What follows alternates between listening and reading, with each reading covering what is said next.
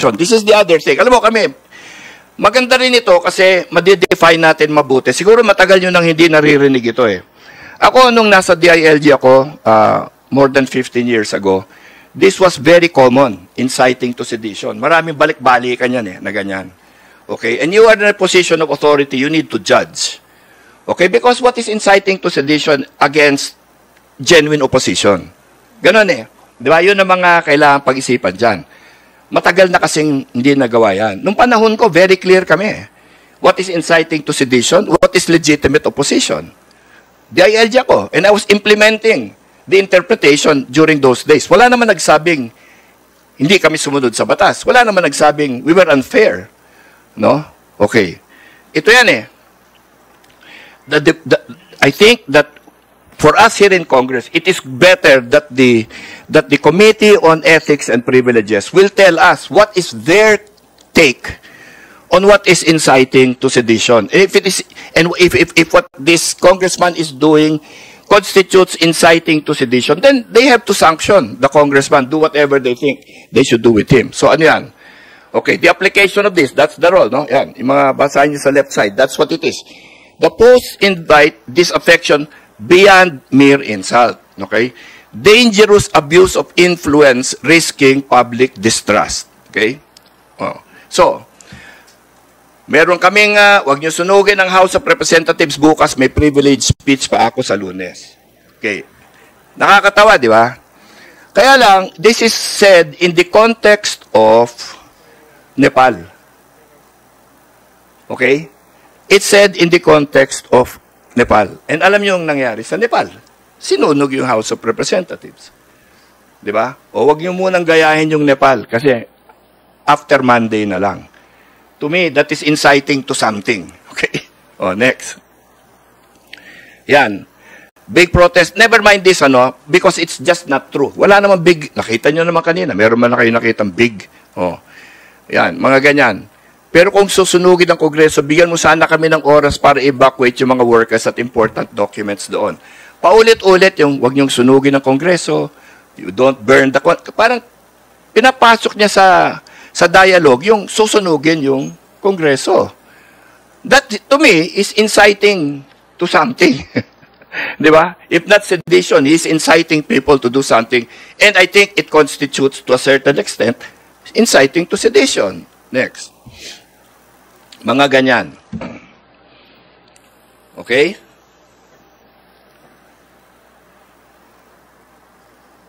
So, these are going to be our evidence. We will give you, DepSec, we will give the media copies of this presentation. Para makikita ninyo. Now, kayo na magsabi kung kami, unreasonable kami or hindi.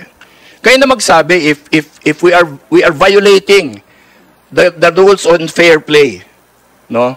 If we are being unfair to this congressman who is, many people believe, unwell. Okay? Again, I will repeat. We want to establish standards of behavior that will apply to everyone.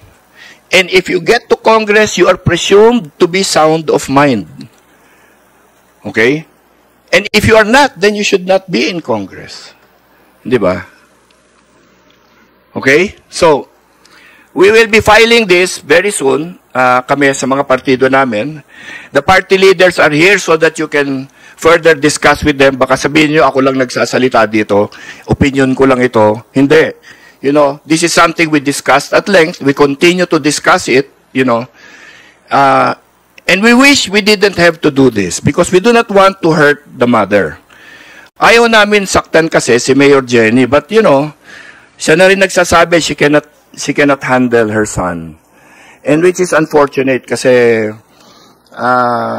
you know, Pilipino tayo, you know, and we know that family is always a very it's the strongest bond that we have in this world, no? So if the mother cannot deal with the son, you know, then maybe tayo we help her deal with her son so that maybe he will be taught to you know, be more sensible, no? And kwan. So again, sabi sa akin, patay ka sa Gen Z kasi nagta-trending yan ngayon. Yayariin ka sa social media. Di ba sabi ko sa inyo, kasama sa trabaho yan. Di ba? Handa na ako na, kakawawain tayo sa social media. Noong nakaraan nga, 80-20 nga, 80 against 20. Hindi ko naman pinapansin yun. Kasi, bottom line, ang maghuhusga sa amin yung aming mga botante sa distrito. Kung sa tingin nila, mali yung ginagawa namin, paalam naman nila sa amin. Pero kung, as I believe, tama yung ginagawa namin sa tingin nila, siguro naman, sasang-ayunan nila lahat ito at tutulungan pa rin nila tayo sa mga darating na panahon. Okay? So, yan ang aming pahayag sa inyo ngayong hapon. As we speak, as I mentioned earlier, nagkakampanya si Congressman Barsaga yun. And, and people are polite, hindi naman siya tinatalikuran. But siyempre, nobody wants to be involved with this thing kasi it is just so not normal. Diba? It is not normal. I mean, anybody can run for the speakership even if he has no support. Diba? But with this kind of a background, this way of portraying yourself, this way of trying to propagate your message in order to get some kind of support, it is probably not the best thing to do in this Congress of ours, which we are trying to make a body worthy of the people's trust. And we know how hard that's going to be, but we're not going to stop trying. So itong ginagawa namin dito is just an effort in the correct direction. Para kayo, sisingilin nyo rin kami later on. If we call these people, and in particular si Congressman Barsaga, to account for his behavior, you can call us to account also for behavior that you feel is not going to be proper. Walang samaan ng loob, trabaho lang natin lahat yan, trabaho nyo, trabaho namin. Magtrabaho nyo mag-criticize, trabaho namin sumagot. Pero ganun din, walang exception dapat, even if the person is unwell. Okay? So, that's my statement, and then maybe we can open the table for questions from all of you. I have our other congressman here, Congressman Oni Ferrer of Cavite, kaprobinsya niya. Of course, Congressman Romy Acop, one of our senior and most distinguished members here. Congressman Jeffrey Ferrer, returning congressman after so many years of Congress before. Governor, Congressman Raman Nava, same, three-term governor, before that congressman and congressman again. And of course, Congressman Thirdy Marañon became mayor of Sagay City and then is now back as congressman on his second term. So mga batikan ito, malinis ang pangalan, malinis ang record, and we are proud in NUP to have congressmen like them. So I hope you will understand where we are coming from on this motion that we are going to file before the Committee on Ethics and Privileges. Thank you. Sir, hello. Can I ask a question, sir? Yes, of course. Sir, tanong ko lang, I understand yung sentiments nyo, tas yung mga photos na pinakita nyo, sir. Kasi yung iba po dun sa mga photos, we're dating back before the 2025 midterm elections, parang may 2022, 2024. I mean, sir, hindi po ba na-vet itong mga ganitong photo bago siya i-accept? Well, sa totoo na lang, the bulk of what we put here is after the election. The bulk. Kasi meron na nakalusot na prior to the elections, ilan-ilan lang yan. We made it a point not to include anything prior to the election. In fact, we made it a point to try not to include yung personal postings niya. We tried to confine it to the official postings. Okay? Di ba namin nakita to? Well, again, sinabi ko sa inyo kanina, marami nagbubulong sa amin, including yung nanay, na wag niyo masyadong bigyan ng responsibility kasi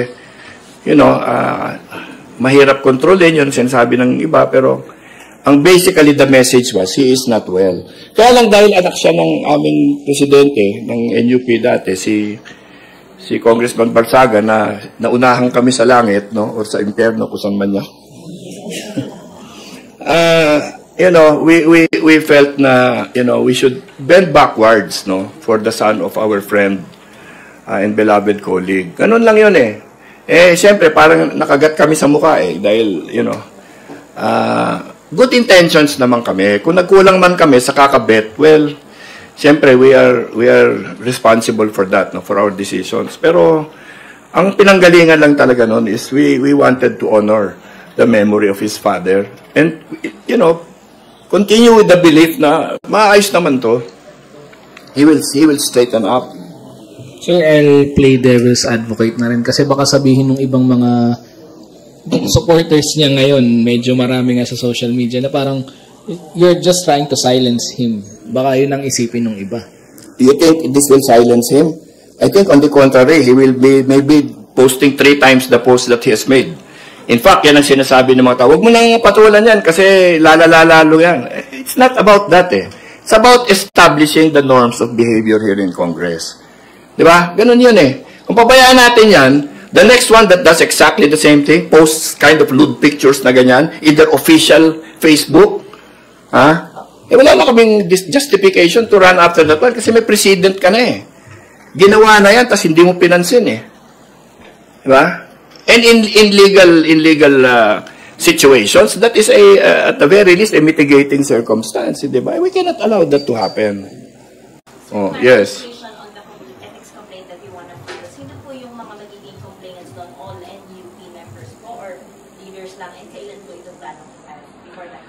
We had a meeting this morning already, and I did not hear anybody that was not going to sign, no? I do not know how many, we are requiring to sign. Actually, I spoke to the chairman on the Committee of Ethics kanina sa plenary, and apparently he is going to an IPA conference, no?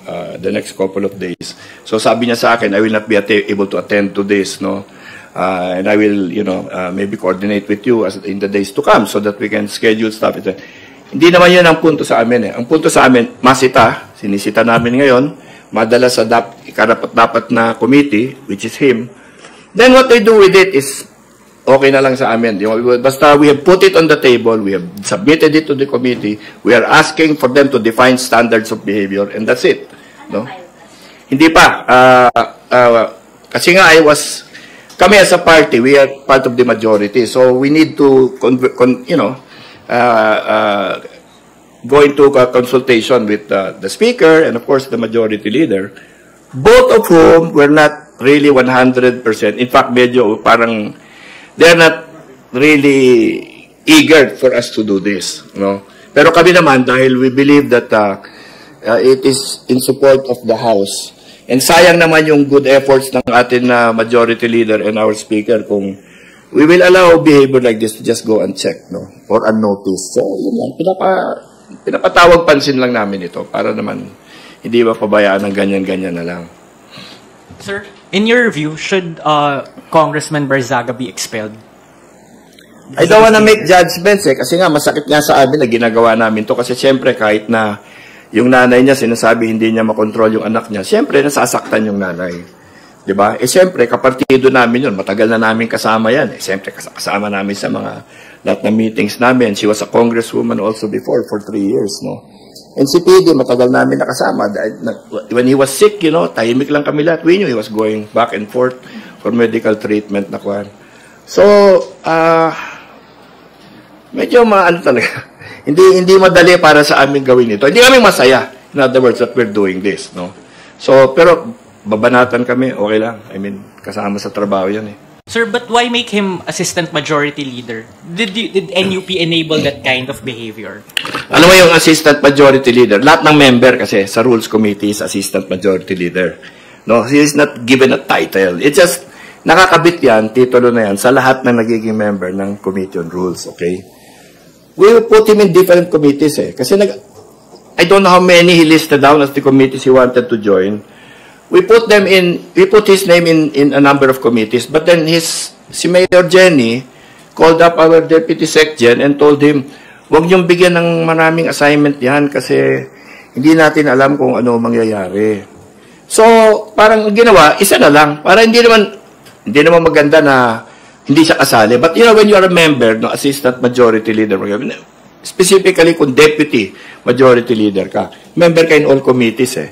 At kung rules committee ka, kahit member ka lang, lahat ng agenda dumadaan sa committee eh. So, he can get exposure to everything. So, siguro feeling namin, hindi pa naman kami nag-give up sa kanya noon. Sige, dyan na muna siya sa rules, baka ma-expose siya, bago nga eh. At least ma-expose siya sa kung anong palakad dito sa Kongreso at anong mga dapat na natutukan kung ikaw ay bagong congressman. Malalaman niya what kind of subject matters going around. Yun lang naman yun. Hindi namin siya inangat na gawin mong chairman of something. Hindi, walang ganun.